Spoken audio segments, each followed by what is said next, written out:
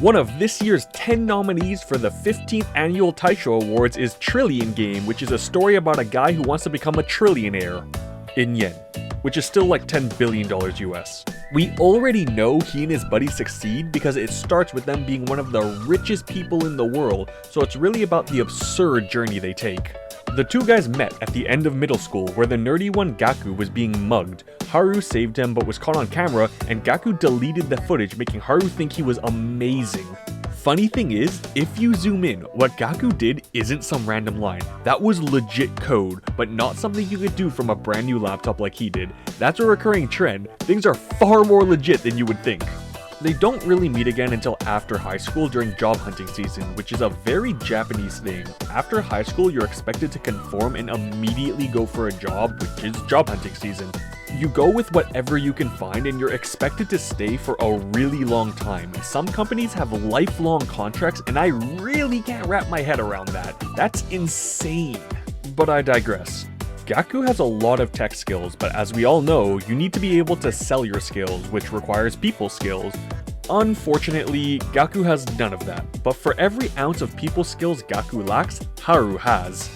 He's really good at talking people up and making friends. When Gaku gets 0 job offers because he's a big ball of nerves, Haru gets a ton just because of a strong impression, but doesn't take any of them. They encounter each other at one of the biggest companies in the world, a huge organization called Dragon Bank. It's not just a bank. They both leave an impression on the owner's daughter, Princess Kiri.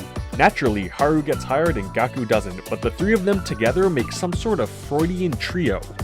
Just real quick, a Freudian trio is a group of 3 characters, it can be 2, where one represents each the ID, the ego, and the superego. The ID, the one who acts emotionally and instinctively, is Haru. The superego, the cold, passionless logic, is Princess Kiri. Finally, the ego, the one who bridges the two, is Gaku. This is a trope used a lot in media like Asuka, Shinji, and Rei from Evangelion. Anyways, Haru quickly quits his job at Dragon Bank, finds Gaku, and they make a startup together. It's more like Gaku gets dragged into Haru's insane ploy, but that's just their dynamic. They pool their resources, and this seemed like a scam. Haru has no technical skills and is telling Gaku to just trust him, throw his money in, and they'll be able to do something. Haru is just the idea guy, like no, I don't do work, I just have the ideas, I'm the Steve Jobs. Sorry, that's what someone told me once during a group project. Looking at you, Bryce. That was only at first though. Haru puts in just as much risk as Gaku and does everything to set the stage for him. His faith in him is a bit heavy-handed, but his ideas that push him forward are the foundation of the series. He's a bit reckless, but his plans get them many successes like victories in competitions or getting investors. Of course, they interact with Princess Kiri a lot, who's doing everything in her power to get them under her. Which, you know, it's not a punishment if you want it. Physically. Right, well I also said he helps in competitions even though he's useless with programming. He does by cheating and lying, which he does as naturally as he breathes. On to a part that's quite cool, the tech talk they do is surprisingly really accurate. It almost feels as if the author is trying to hard flex their knowledge because sometimes it's so excessive. Dude literally pulls from a library called Pwn.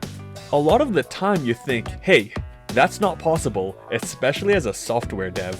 But just you wait, in another 4 or 5 pages they'll explain that, hey, you were right, this is bullshit and here's why it works.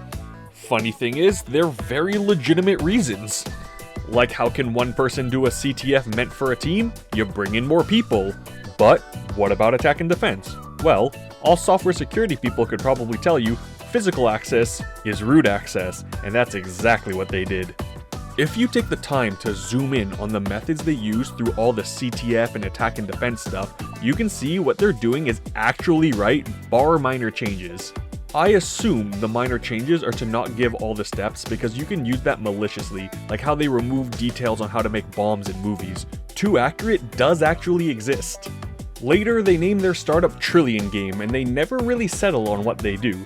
They start with an AI that's more I than A, and go on to other things like mobile games, as Dragon Bank and Princess Kiri challenge them.